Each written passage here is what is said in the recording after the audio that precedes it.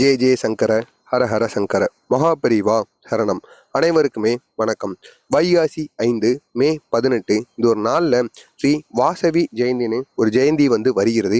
இது யார் யாருக்கு தெரியும் என்று தெரியவில்லை. இருந்தாலும் இந்த வாசவி ஜெயந்தி என்னன்னு முதல்ல நம்ம தெரிந்து கொள்ளலாம்.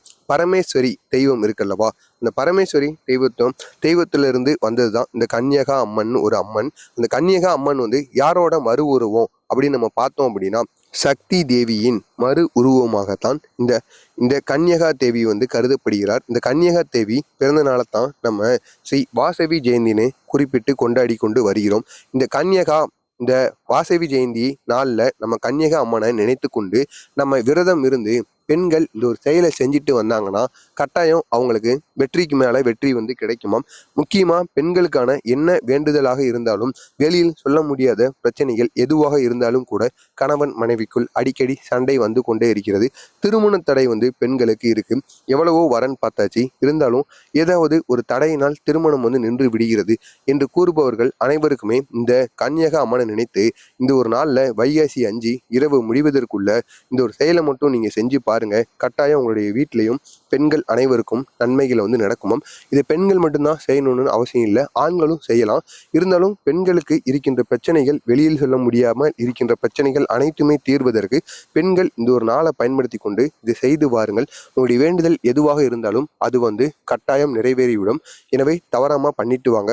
அப்படி அது என்ன வழிபாடுன்னு காண்பதற்கு முன்னாடி மறக்காம நம்ம சேனலுக்கு நீங்கள் புதிய பார்வையாளராக இருந்தீங்கன்னா மறக்காம நம்ம சேனலை சப்ஸ்கிரைப் பண்ணி வைத்துக் கொள்ளுங்கள்.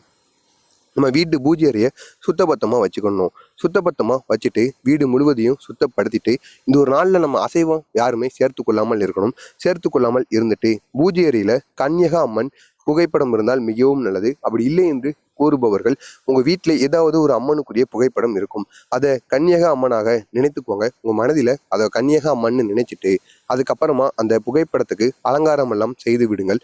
அலங்காரம் செய்து விட்டுட்டு அதுக்கப்புறமா வீட்டில் யார் இந்த ஒரு வழிபாட்டு செய்ய போகிறீர்களோ, அது ஆண்களோ பெண்களோ யாராக இருந்தாலும் அவர்கள் இந்த ஒரு சில பொருட்களை நீங்க நைவேத்தியமா வைக்கணுமாம்.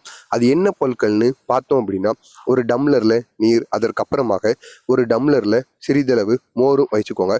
இந்த இரண்டையும் நீங்க வைத்து விட்டு இதற்கு அப்புறமாக மற்றொரு டம்ளரில் நீங்கள் ஒரு பானகம் இருக்குல்லவா, அதை உங்கள் கைகளால் வீட்டில் உங்களது கைகளால் பானகத்தை செஞ்சு அதையும் நீங்கள் ஒரு டம்ளர் படையலாக வைக்க வேண்டுமாம். இந்த 3ஐயும் நீங்கள் படையலாக வைக்கிட்டு அதுக்கப்புறமா உங்களுடைய வீட்டில் 3 விளக்கம் ஏற்றணுமாங்க. கன்யகா அம்மனுக்கு 3 விளக்கம் ஏற்றணும்.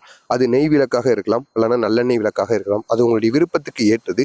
3 விளக்கம் ஏற்றிட்டு அதுக்கப்புறமா உங்களுடைய வீட்டு பூஜை அறையில் நீங்கள் தியானம் செய்யணுமா. முடிந்தால் உங்கள் வீட்டில் இருக்கக்கூடிய அனைவருமே தியானம் செய்ய முடியும் என்றால் கூட்டு தியானம் போன்று நீங்கள் செய்துவிட்டு உங்களுடைய வேண்டுதல்கள் என்னவோ அதை நீங்கள் கன்யகா அம்மனிடம் கேட்டீர்கள் என்றால் கட்டாயம் உங்களுடைய வேண்டுதலானது நிறைவேறி விடுமாம். இதுவரை கண்ட கஷ்டங்கள் அனைத்துக்குமே ஒரு தீர்வு கிடைக்குமாம். எனவே தவறாமல் இந்த ஒரு செயலை நீங்களும் செய்யுங்கள். உங்களுக்கு தெரிந்த நண்பர்கள், உறவினர்கள் அனைவரையுமே இந்த ஒரு செயலை செய்துட்டு வர சொல்லுங்க. எனவே மறக்காம இந்த ஒரு நாளை பயன்படுத்தி கொள்ளுங்கள். இந்த ஒரு நாளை நம்ம விட்டுட்டோம்னா இதுக்கப்புறமா இந்த ஒரு நாள் அடுத்த வருடம் தான் வரும். அதுவரை நம்ம காத்து கொண்டுதான் இருக்கும். எனவே இந்த ஒரு விசேஷமான நாளை பயன்படுத்தி கொள்ளுங்கள். நன்றி, வணக்கம்.